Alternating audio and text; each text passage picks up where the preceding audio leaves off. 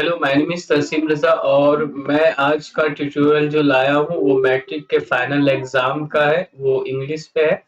तो चलिए स्टार्ट करते हैं। अगर आपको इसमें कुछ भी बेहतर लगेगा तो please like and subscribe and share my channel. तो यहाँ पे सबसे पहले हमारे पास कुछ नियम्स हैं। जैसे क्या है कि मैट्रिक के एग्जाम्स के इंग्लिश के पैटर्न है कि पहला इंस्ट्रक्शंस इसका होता है कि candidate must inter his her questions book list series number.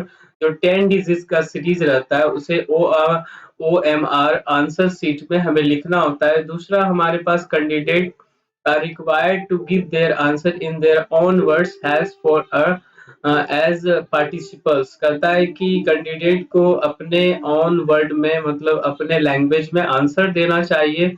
और तीसरा क्वेश्चन इसमें है कि figures in the right hand margin in indicate full marks and extra time of 15 minutes पढ़ने के लिए देता है। तो इसमें बहुत सारे नियमावली है। तो चलिए हम सब आगे बढ़ते हैं। इसमें फर्स्ट सेक्शन जो होता है वो होता है ऑब्जेक्टिव क्वेश्चंस का।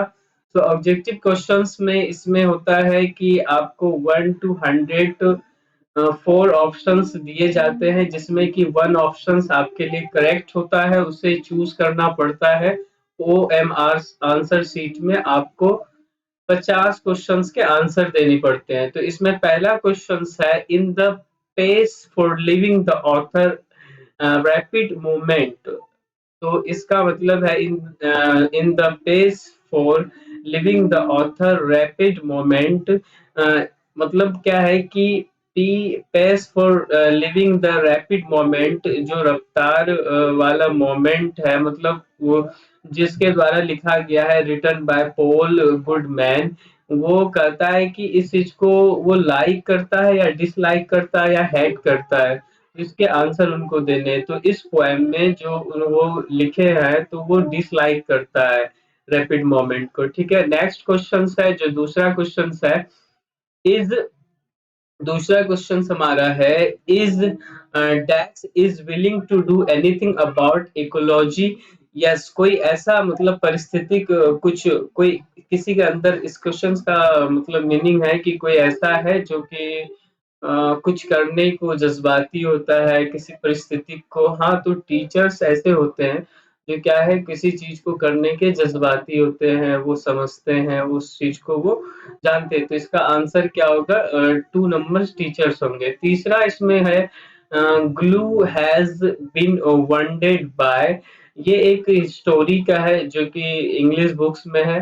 तो गिलू जो है एक पर्सन है, हैड बीन वॉन्डेड बाय, किसके द्वारा गिलू घायल हो जाता है? तो क्रॉ के द्वारा वो क्या होता है, घायल होता है। तो इसका आंसर सी नंबर है। आगे हम सब चलते हैं। जैसे ही हम आगे पढ़ेंगे, 1 मिनट मैं इसका क्या करता हूँ, आपको मैं एक शॉर्ट व्यू के साथ साथ मैं इसका आंसर आपको मैं क्या करता हूँ कि आंसर में चेक करते हुए जाता हूँ। इससे होगा कि आपको रिवाइज भी हो जाएगा और साथ में आप इसे याद भी रख पाएंगे। जो मैं पढ़ रहा हूँ उसे आप क्या कर पाएंगे, याद भी रख पाएंगे। सो पहला ऑप्शन इसमें जैसे पहला का है डिसलाइक एंड दूसरा का है स्टूडेंट एंड तीसरा का इसमें ऑप्शन है जो कि क्रो घायल कर देता है उसको। तो तीसरा ऑप्शन है क्रो। और चौथा क्या कर रहा है कि there has yet been no Indian film which could be on all counts. मतलब क्या है, कोई अभी तक ऐसा कोई फिल्म नहीं हुआ है जो could be not all count, मतलब कोई भी ऐसा फिल्म नहीं हुआ जिसपे ब्लेम लगा सके इंडियन फिल्म में।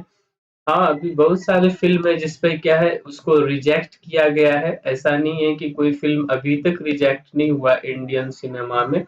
तो पांचवा क्वेश्चन है वेयर वाज होंग सांग सू क्यू बॉर्न। मतलब क्या हुआ है, होंग सांग क्यू कहाँ पे उनकी पैदाइश हुई है। इसमें 4 ऑप्शंस में जो राइट ऑप्शन हमारा है वो बी नंबर ऑप्शन राइट है। अब छठा नंबर है in today fast pace of our life our mind seems to work like.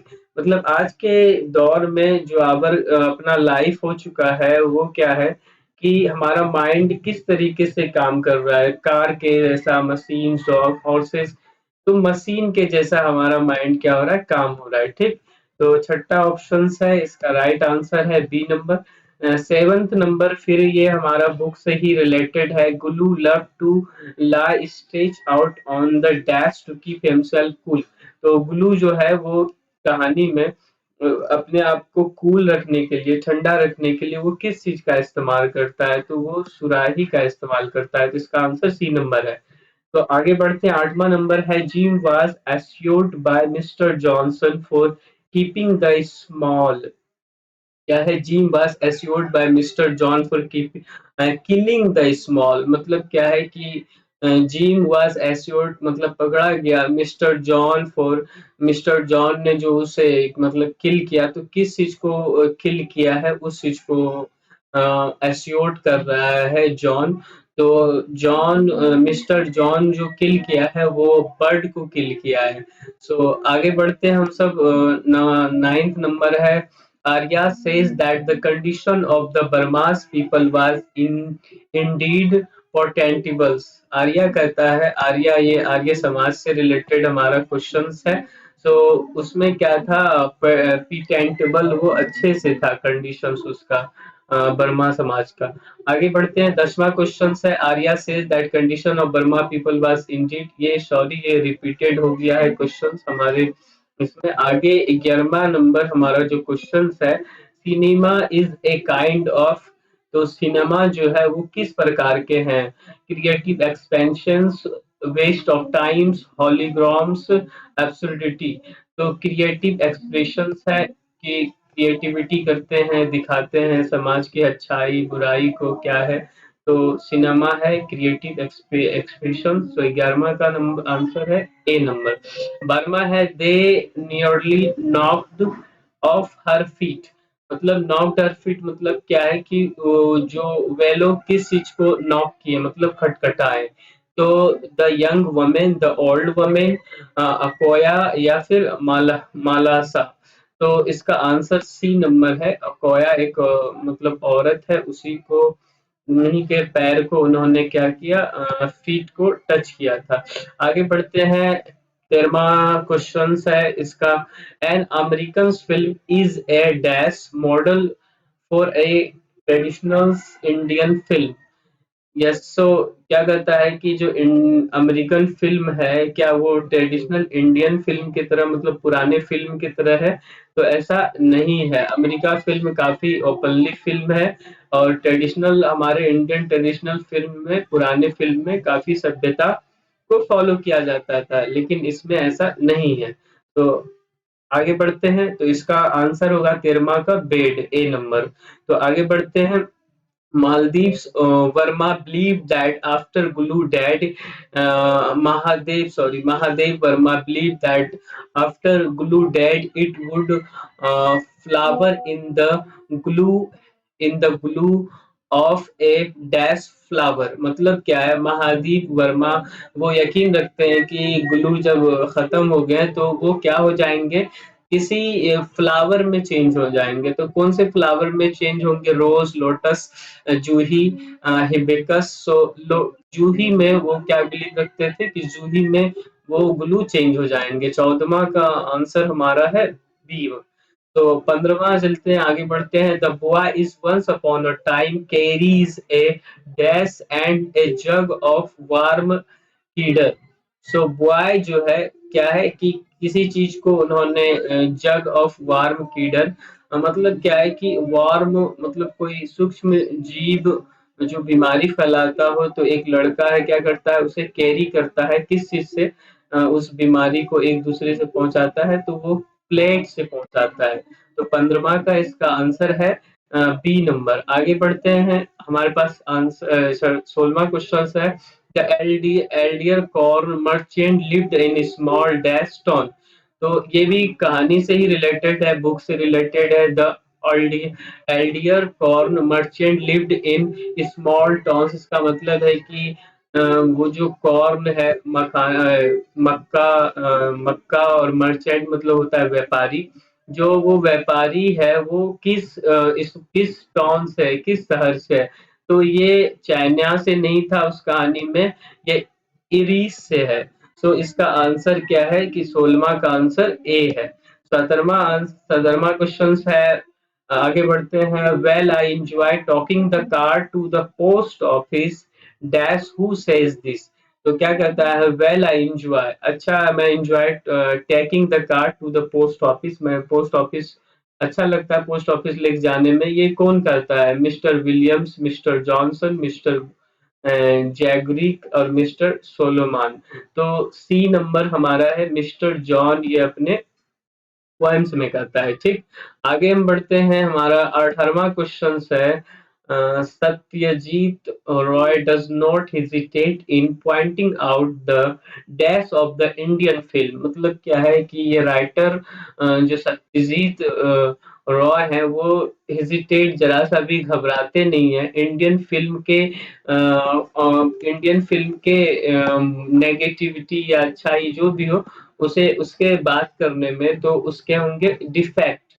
मतलब क्या है कि सत्यजीत रॉय जो है वो घबराते नहीं है डिफेक्ट, मतलब उसकी बुराई के बारे में या उसके प्रभाव के बारे में, कि फिल्म जो है वो क्या प्रभाव डाल रही है उसके बारे में बताने में, कहने में नहीं घबराते हैं।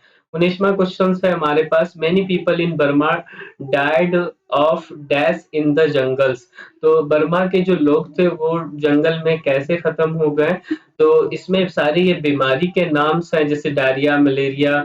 हाँ, सो इसमें मलेरिया के कारण बर्मा के पीपल जंगल्स में डेथ हो गए थे, मर गए थे। ठीक है, इसका 19वां क्वेश्चन का आंसर हो गया सी नंबर। 20वां चलते हैं, according to the tiny Marinsons can bring about the revaluations in the world। मतलब क्या कहता है, अकॉर्डिंग टू द टैनी मैरिसन, इनके अनुसार, जो ये राइटर्स हैं, इनके अनुसार क्या इस दुनिया में रिवॉल्यूशंस इन द वर्ल्ड हुआ है, क्या इस दुनिया में मतलब उसकी प्राथमिकता बढ़ी है, तो वो हमारा लैंग्वेज है जिसकी प्राथमिकता इस दुनिया में बढ़ी है। सपोज कीजिए इंग्लिश लैंग्वेज लीजिए, पूरे वर्ल्ड में भी बोला जा रहा है। ठीक, तो ऐसा ही है कि आप अगर इंग्लिश सीख लेंगे तो इससे क्या होगा कि पूरी वर्ल्ड में ये मान्यता है, ग्लोबल लैंग्वेज भी कहते हैं, तो इसके साथ में इसकी सहायता से आप पूरे वर्ल्ड में कम्युनिकेट कर पाएंगे। सो 21वां नंबर हमारा है, the dash was never a dead uniformity. मतलब क्या है कि the dash never a dead uniformity, मतलब यूनिफॉर्मिटी मतलब एक रूपता, कोई ऐसा चीज है जो क्या है, एक रूपता कभी खत्म नहीं होती है, नेवर डेड होती है। तो स्ट्रेंथ, तो कभी आदमी मजबूत है कभी वीक हो जाता है, वीकनेस भी खत्म हो जाती है, अच्छा है मतलब और भी हो जाता है, खत्म भी हो जाता है। लेकिन अगर किसी चीज में यूनिटी हो, एकता हो, तो वो चीजें खत्म नहीं होती है। तो 21वां का आंसर हमारा बी है। आगे हम बढ़ते हैं, the adult people were ready to hit each other when a boy stepped in. ये भी एक कहानी से, इंग्लिश बुक की कहानी सी है रिलेटेड। सो इसमें क्या कहता है, एडल्ट जो है वो लड़ रहे हैं, और उसमें क्या होता है कि जब उनके घर में आते हैं, कौन आते हैं वही बताना है, तो उनकी माँ जब आती है तो वो और भी अपने आप में मतलब हिट करने लगते हैं, मार करने लगते हैं। 22वां क्वेश्चन है, according to the Humayun Akbar, the dash of Indian culture is equally amazing. तो इनके अनुसार, इन दोनों के अनुसार, तो इन दोनों के अनुसार इंडिया कल्चर क्या कैसे थे, सिविल थे, टॉलरेंस सोसाइटी थी वहां पे, तो सिविलाइजेशन थी, सभी की अपनी अपनी सभ्यता थी और सभी मिलजुल के रहा करते थे। आगे करते हैं, आगे हमारा 24वां क्वेश्चन है, the fast life of the western is making them turn into. तो जो फास्ट लाइफ है वेस्टर्न का, ये मानना है कि वेस्टर्न लाइफ का फास्ट जो है वो इंडियन कल्चर में क्या करेगा, इंडियन लिटरेची को, इंडियन कल्चर को बढ़ाएगा। इसका आंसर हमारा जो होगा वो ए नंबर आंसर होगा। सो इसमें अब फिर हमारा बुक से ही रिलेटेड लगता है क्वेश्चन है, Akoya did not want dash to slap water on her, मतलब क्या है, अकोया जो है पानी गिराना नहीं चाहती थी, ये भी कहानी पे ही है, तो वो किस पे पानी गिराना नहीं चाहती थी। तो अकॉर्डिंग टू बुक उसका आंसर होगा बी नंबर, इसका आंसर है 25 का। मलासा जो है उस पे ये पानी नहीं गिराना चाहती थी अकोया। ठीक है, आगे हम बढ़ते हैं। आगे हमारा क्वेश्चन है, 26वां क्वेश्चन है, every man dash women had child curve for a dash Burma, मतलब क्या है, बर्मा के सारे मैन वमेन बच्चे सारे चाहते हैं कि बर्मा क्या हो जाए, तो बर्मा क्या हो जाए कि बर्मा आजाद हो जाए, वो डेमोक्रेटिक हो जाए, जैसे हमारा भारत एक डेमोक्रेटिक स्वतंत्र देश है। तो चलिए, मैं यहाँ पे आपको बताना चाहूंगा कि क्वेश्चंस हमारे पास टोटल 60 ऑब्जेक्टिव्स है। तो ये सारे कवर करने में काफी समय लग जाएंगे और ये काफी लॉन्ग वीडियो हो जाएगा। तो मैं एक काम करता हूँ कि जो इसके मेन मेन चीजें हैं वो मैं डिस्कस करता हूँ, और इसका मैं टोटली का आंसर मैं अपने वेबसाइट पे दे दूंगा, मतलब ऑब्जेक्टिव्स का आप वहां से जाके क्वेश्चंस और आंसर दोनों देख पाएंगे और आपका एग्जाम बेटर ही जाएगा, मेरा ये मानना है। तो हम चलते हैं आगे, हमारे पास ये सारे भी ऑब्जेक्टिव्स हैं। सो हमारे पास, अब मैं दूसरा मूव करता हूँ ऑब्जेक्टिव को छोड़ के। Yes, sections B number, descript type questions, इसमें क्या है कि डिस्क्राइब्ड टाइप क्वेश्चंस में क्या है कि आपको एक पैसेज दिया जाएगा, उस पैसेज के अनुसार आपको क्वेश्चंस भी दिए जाएंगे और उसके आपको आंसर ढूंढने हैं। आप सबको पता ही होगा, जैसे इसका क्या है कि पहले आप इस पैसेज में देखिए कि इसमें क्या लिखा गया है, क्वेश्चंस क्या कह रहा है, why is the author excites that May has arrived, मतलब क्या है, वो ऑथर क्यों एक्साइटेड हो गया, एग्जाइट हो गया जब वो मतलब आया। तो आपको यहाँ पे पढ़ना होगा, I thrill that May is finally here, no I enjoy that, I called the sweet taste of summer. So इसमें क्या है कि आपको बेसिकली देखना है कि क्यों हुआ है। अराइव मतलब होता है पहुंचना। इंग्लिश का सबसे मेन जो इम्पोर्टेंट रोल है वो आपको वर्ड्स आने चाहिए। अगर वर्ड का आपको मतलब नहीं होगा तो आप क्या है, थोड़ी बहुत क्या होंगे, फंस जाएंगे, आप उसके क्वेश्चन आंसर नहीं कर पाएंगे, ना आंसर निकाल पाएंगे। सो इसमें क्या चीज है, पैसेज में आपको क्वेश्चंस को समझना होता है और उसके आंसर देने होते हैं और संक्षेप में आंसर आंसर देने होंगे। और दूसरा इसी में अगर आप पैसेज नहीं कर पाएंगे तो इसमें और वाला जो क्वेश्चंस है, ये वाला जो आप देख रहे हैं, plants needed sunlight and water to make their own food वाला जो ऑप्शंस है, इसी में आप देखेंगे कि यहाँ पे भी आपको क्वेश्चंस दिए जाएंगे। ठीक है, अब इसमें जैसे एक क्वेश्चंस के 2 आंसर्स हैं तो 5 क्वेश्चंस है, तो ये 10 का ही मतलब पैसेज रहता है, तो आप वो सॉल्व कीजिए या फिर आप ये सॉल्व कीजिए। इसमें दोनों में क्या होता है कि आपको 2 नंबर्स ही मिलेंगे एक क्वेश्चंस के। तो पहला इसमें क्वेश्चन है, what do plants need to make food, तो प्लांट को क्या चीज खाने बनाने के लिए क्या चीजों की जरूरत होती है, तो यहाँ पे ऑलरेडी लिखा गया है, plants need sunlight and water to make their own food. तो यहाँ पे पहला जो हमारा पैसेज दिया गया है, तो ये यहाँ से यहाँ तक हमारा पहला आंसर होगा। सो इसमें पहला ये आंसर होगा।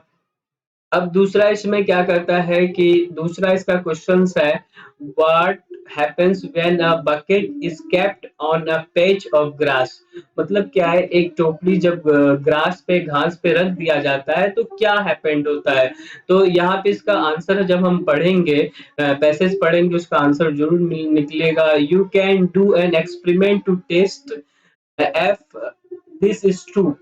Place a bucket over a patch of green grass, array a few days, left the bucket, you will see that the grass is not as a green anymore। मतलब क्या कहता है, क्या हैपेंड होगा, तो यहाँ से दूसरा आंसर इसका होगा कि you will see that the grass is not as the green anymore, मतलब जो ग्रास ग्रीन था, अगर हम बैकेट रख दें भरा टोकरी फ्रूट्स का, तो वो क्या होगा कि ग्रीन नहीं होगा, मतलब ग्रीन हरा घास नहीं रहेगा। तीसरा क्वेश्चन है व्हाई डज दिस हैपेंस। तो इसी प्रकार से हमें सभी का आंसर ढूंढना होगा। व्हाट डज दिस हैपेंस का मतलब कि इसके बाद क्या होगा, तो उसको हमें पैसेज में फिर देखना होगा, फिर पढ़ना होगा। इसी में हमारे पास दूसरा फिर से वही क्वेश्चंस होता है कि उसी प्रकार से हमें पैसेज दिए जाते हैं, लेकिन ये पैसेज हमारा रिलेटेड टू क्या होगा, स्टोरी से होगा। सो स्टोरी भी हमारे पास पैसेज भी है यहाँ से यहाँ तक, और इसके हमारे पास क्या है, क्वेश्चंस भी है। तो हमको देखना है कि कुछ कुछ वर्ड मीनिंग्स है, जैसे क्या है, वाट है, वेयर है, डज है, डू है, ये आपको समझना होगा। मतलब डब्ल्यू एच जो है, ये वाला डब्ल्यू एच फैमिली में जो वर्ड्स आते हैं, जैसे वाट, वेयर, होम, हाउस, हाउ, हाँ, ये सारे आपको वर्ड समझने होंगे, जिससे क्या है कि आप क्वेश्चंस को इजीली समझ पाएंगे। ठीक, अब जब क्वेश्चंस को आप समझेंगे तो इजीली आप आंसर भी कर पाएंगे। सो इसी में और ऑप्शंस है, और ऑप्शंस वही है, अगर आप वो वाला पैसेज करना चाहें या फिर ये पैसेज करना चाहें, तो आप इस दोनों में आप कोई भी एक कर सकते हैं। अब क्वेश्चंस आता है किताब से ही रिलेटेड, हमारे पास यहाँ पे तीसरा नंबर में पूछा जाता है, poem carefully read and answer the question that followings. So poem पहले दिया गया है, इसको केयरफुली हमें पढ़ना है, उसके बाद इसका हमें आंसर करना है, जो कि हमें क्वेश्चंस भी दिए जाते हैं। Where is the narrator in the poem, मतलब क्या है कि नरेटर कौन है इस पोएम में। फिर पूछता है कि why is the narrator sad, narrator ने क्या कहा, क्यों कहा, वो है। What is the Sardar Patel known as, Sardar Patel किस चीजों के किस रूप में जाने जाते हैं। तो यहाँ पे आप एक चीज फॉलो करेंगे कि सभी क्वेश्चंस वेयर, व्हाई, व्हाट, विच, इसी सब से है। इसीलिए हमें क्वेश्चन आंसर के लिए हमें व्हाट, वेयर, whom, हाउ, ये सारे आने ज़रूरी है। तो आगे हम चलते हैं, ये हमारा क्वेश्चंस जो है 10 नंबर्स का जो क्वेश्चंस है, ये बुक से रिलेटेड है। अगर हम बुक की तैयारी नहीं किए हुए हैं, तो इसका हम आंसर नहीं दे पाएँगे। सो आगे चलते हैं, अगर आप बुक से रिलेटेड अगर नहीं आपने याद किया, अब एग्ज़ाम आ गया तो अब तो एग्ज़ाम देना ही होगा। तो इसका क्वेश्चंस पढ़िए और क्या कहता है, और कोशिश कीजिए अपने वर्ड में आंसर देने के लिए, क्योंकि हमने स्पेशली पहले ही पढ़ चुका है कि answer, give your answer in your own words. So try to give your answer in own word.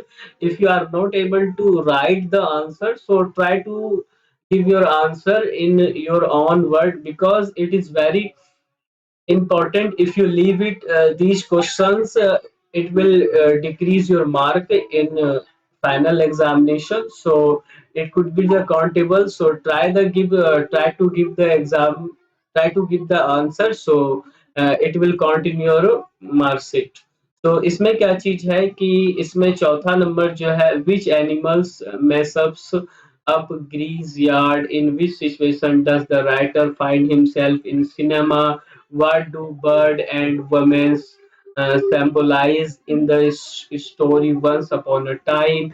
ये सारे जो हैं, ये सारे हमारे बुक से दिए गए हैं। फिर भी मैं आपको बताना चाहूंगा कि अगर आपको इसके आंसर नहीं पता है तो क्वेश्चंस को छोड़ने नहीं है, और इसके आंसर आपको कोशिश करने हैं देने हैं। जैसे क्या है कि इसमें सी नंबर है, what does bird and womens symbolise in the story once upon a time, मतलब वंस अपॉन ए टाइम एक बार की बात है। वुमेन और बर्ड जो है वो क्या सिंबलाइज कर रही है, क्या बताना चाह रही है इस स्टोरी में। तो क्वेश्चन समझ लीजिए और ट्राई करिए कि इसका आंसर देने का। डी नंबर जैसे है, how is Indian culture different from culture of other countries, ये तो आपको खुद अपने वर्ड से ही देना चाहिए, क्योंकि इसमें कहा ही गया है कि इंडियन कल्चर कैसे, हमारा इंडियन कल्चर दूसरे कंट्री के कल्चर जो है से डिफरेंस है। तो ट्राई कीजिए कि अपने वर्ड में इसका आंसर दीजिए। तो इसमें जैसे अब इसमें पांचवा हमारा है, इसमें पांचवा हमारा है कि किसी भी एक पैराग्राफ पे हमें 60 से 70 वर्ड्स में हमें आंसर करने हैं। तो पहला जिसमें इसमें हमें पैराग्राफ दिया गया है कि cultures culture of India increase to range so इस प्रकार से आपको दिए गए हैं। सो मैं आशा करता हूँ कि आप सभी को ये वीडियो अच्छा लगा होगा। मैं इसका टोटल क्वेश्चन आंसर मैं अपने वेबसाइट पे डालने जा रहा हूँ। सो मेरे वेबसाइट पे आप विजिट कीजिए और वहाँ पे आप क्वेश्चन आंसर देख पाएँगे। मैं वेबसाइट अपने डिस्क्रिप्शंस में आपको दे दूँगा, वहाँ पे जाके आप देख सकेंगे इसके सारे क्वेश्चन